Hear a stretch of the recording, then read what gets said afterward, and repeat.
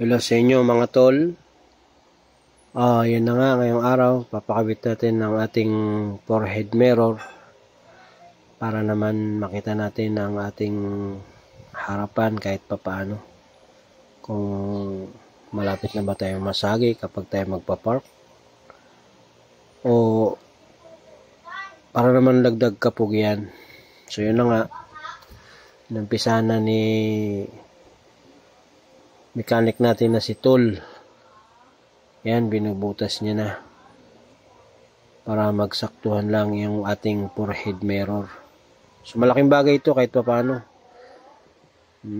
Kapag mahaba ang ating sasakyan, lalo na pag magpa-park tayo, nakikita natin yung ating harapan. So dito ko to i-install dito sa aking Toyota Hiace natin, Gel Grandia. Dagdag pogi na rin ito. So yan, master niya na ang pagkakabit niyan. Marami na siyang naikabit. So sa kanya natin pinakabit, sa ating kaibigan na si Tool Garage. Yan garage, Tool Garage yan. So yun, sinander niya na. Natansya niya na yung butas. Sinander niya na ngayon. So yun, nabutas na. Yun, sinasander niya ng maayos. So malupit yan, si Tool. Yan ang mechanic namin dito na pinakamalupit dito sa Puerto Princesa, Palawan. Ganda ng pagkatabas niya. Saktuhan lang. So yan, nagbili siya ng nuts kasi siya lang nakakaalam kung anong ilalagay niya para kabisado niya na. Kasi kapag tayong bumili, minsan mahaba ang ating nabibili. So sabi niya, siya na lang daw bibili dahil kabisado niya na ang bibilihin niyang nut. Hindi mahaba at hindi rin maiksi masyado. So saktuhan lang. So yan diyan sa gilid ng ating van, may nakaabang na dyan para ilagay dyan ang forehead mirror. So napakaganda niyan kapag natapos na yan. So nakikita nyo naman ang aking harapan ng van. So hindi pa malinis, pasensya na kayo. So lilinisin din natin yan. So yun, hinihigpitan niya na ngayon. Hinihigpitan niya na. 3 nut lang naman yan. So sa mga nagkakabit, doon nyo ipakabit sa kabisado niya na, kasi simple lang sa kanila ikabit yan kapag kabisado na nila, tansyado na nila. So dyan tayo nagpakabit sa ating kaibigan na si Tool Garage, ang pangalan ng kanyang shop. Yun, saktuhan lang talaga yung butas. So napakaganda. So yan, nagbili kayo niyan. Sa Shopee ko lang nabili yan. OnePlus. Para nakikita natin ang ating mga bumper yan sa harapan. Napakalaking bagay niyan kapag tayo magpa-park, kung makikita ba natin yung ating harapan, kung malapit natin masagi yung sasakyan sa harap o malayo pa. So makikita natin kapag naikabit na yung forehead mirror niya. Yan napakaganda niya, napakaganda talaga.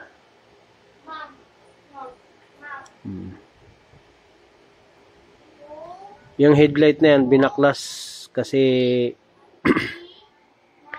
putol din yung kanyang ano ba to? Nilalagyan ng nut din para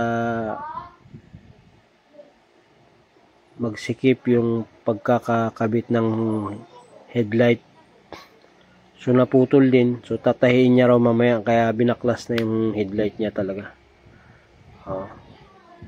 So malapit na yan matapos dyan.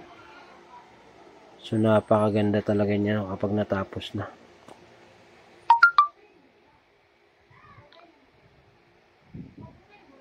Napakaganda. So yun na nga, kailangan ang ipakabit nyo talaga niyan yung mga marunong na magkabit, may experience na. Kasi hindi rin basta-basta yan ikabit. Nakita ko yung iba, sobrang tagal nila ikabit dahil wala silang experience. Pero itong pinakabitan ko, si Tool, bali wala lang sa kanya yan dahil marami na raw siyang naikabit na ganyan. Oo. So napakaganda talaga yan.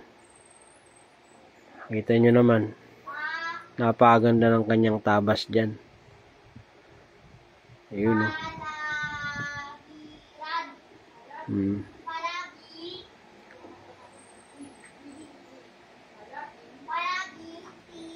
So tignan nyo mga tol, pag natapos na yan,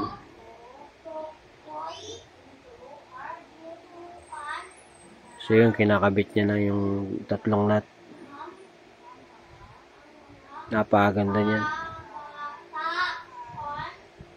Ganda kasi kakulay niya rin, pearl white. Oo. Napakaganda. Ayun, oh. Bali, wala. Tansyado niya na yung mga nut na ikakabit niya. Kasi pag hindi mo raw natansya, sabi niya, puputol ka ng nut. Kaya siya talaga nagbili ng mga ginamit dyan. Kasi kabisado niya na raw. So yan, malapit na matapos yan dyan. Hinigpitan na lang. Maya tapos na yan. So wala nang baklasan yan. Dagdag pogi sa ating mga ban. Dagdag pogi yan. Oo. Yun, oh.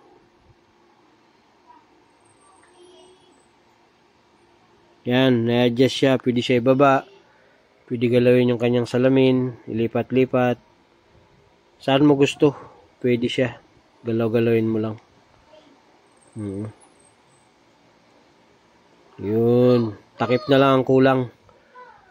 Kailangan yung paglagay ng takip dyan, nakalapat talaga kasi kapag hindi na i-shoot yung isa, maluwag. So, mawawala yan. Nalalaglag yan. So, kailangan yung tatlong lock niya, mailapat mo talaga at mailak na maganda. Kailangan maglagutok talaga yan. Pero siya kabisado niya na eh. Yun, oh. Yun, naikabit niya na. Oh, napakaganda. Napakaganda talaga yan. So, dito lang yan mga tol sa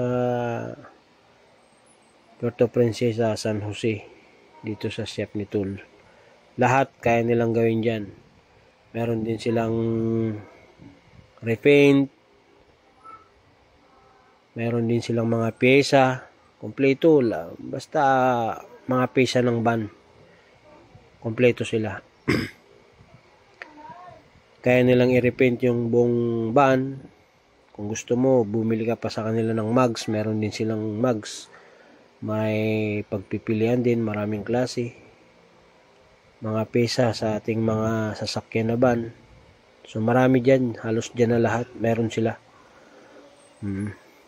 So yan na nga. Pinakabit na natin ang ating napunggal na dun sa ating headlight. Kasi lumutong na eh. Ayun, oh. Tinatahi niya pero hindi ko akalain na pwede pala yan. Kasi minsan kapag nilagay namin dyan yung mga epoxy, 1 buwan, 2 buwan, napuputol na rin eh. Pero itong kinabit niya, stainless itong bala ng, hindi ko alam anong klaseng barina ba ito. Pangtahi, pangdikit sa mga naghihiwalay ng mga plastic. So napakagaling. Pwede pala yung ganyan. Sasalpak niya yung bala na stainless. Pag uminit na, ididikit niya. So napakahusay nito. Teknolohiya. Napakagandang teknolohiya ito. Wala stick talaga. So yan, oh. Talagang dinidikit niya talaga ng husto. So ngayon lang ako nakakita ng ganito. Pwede pala ito idikit. Napakaganda, napakagaling talaga. So yun, ito na nga yung shop nila. Toll Garage. Punta kayo dito kung may papaayos kayo ng mga van. Kompleto ito. Napakagaling ng mga mekaniko dito. Oo. Shout out sa inyong lahat dyan. O yun, yung kapatid ni Tol. Bata pa, nahasa na. Oo. So punta kayo dito kung may papagawa kayo. Kahit anong klase pa yan, basta van. Baliwala dito yan. So yun, malapit na matapos. Grabe, napakaganda. Pwede pala yan. Nabubuo niya ulit. Grabe. So yun na nga, mga tol. Huwag niyo kalimutan. Subscribe din. Like and share. Oh. Salamat sa inyong panonood. Malapit na ito matapos. Pag natapos na yung headlight, isasalpak na yan. Buo na ulit. Buo na ulit.